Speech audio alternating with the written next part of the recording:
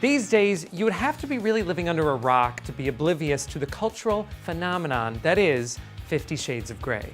The first installment in the 3-book series was published in 2011 and detailed the relationship between the young lady, Anastasia Steele, and the wealthy businessman, Christian Grey. Grey, hence the title. The book made some waves for its explicitly erotic scenes depicting some slightly taboo sexual practices. Just read a little passage.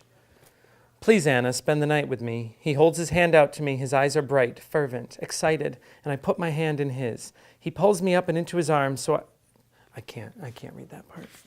The first person that I ever knew that read the books was my sister-in-law, so I recently caught up with her via Skype to kind of get her summary. Yes, I have read all of the 50 Shades of Grey books. I mean, I will fully admit that they're horribly written, terrible characters that were not very well developed. It was just a very poorly written story. But could you put it down?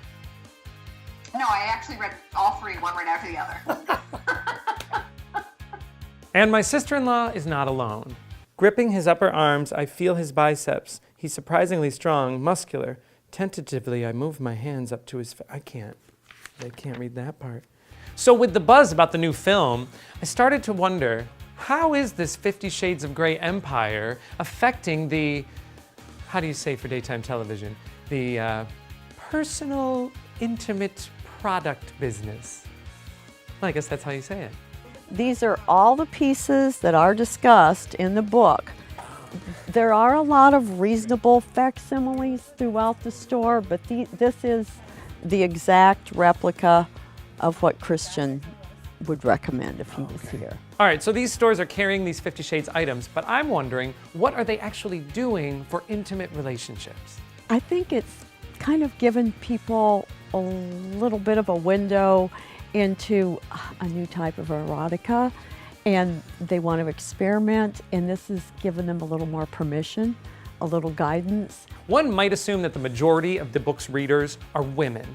However, a lot of men have read the book, a lot more men have been in to make a purchase, and sometimes it's baby steps, or sometimes they're ready, I want to do it all, and I want to try it all now.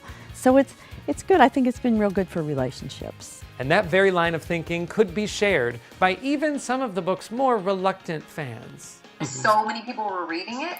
It probably in a way gave, the average woman kind of like a pass. Oh, you're allowed to use these because it was in this book and everyone has read it. So in a way it kind of was like, you could get away with saying, oh yeah, I use a blah, blah, blah. Because I read it in the book and I wanted to try it out. You could totally blame it on that. That could be the reason your curiosity was piqued.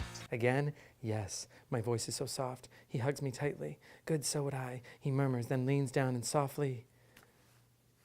Well, I don't know how you do that softly. Whether it really is the 50 Shades empire, or it's just really the changing of the times, the intimate industry has noticed a change. People are a lot more comfortable than they used to be. They aren't nervous about buying something that's saying, hey, I just want to keep my life more interesting. And honestly, who doesn't want to keep their life a little more interesting? I'm Aubry Panek, and that's what's up.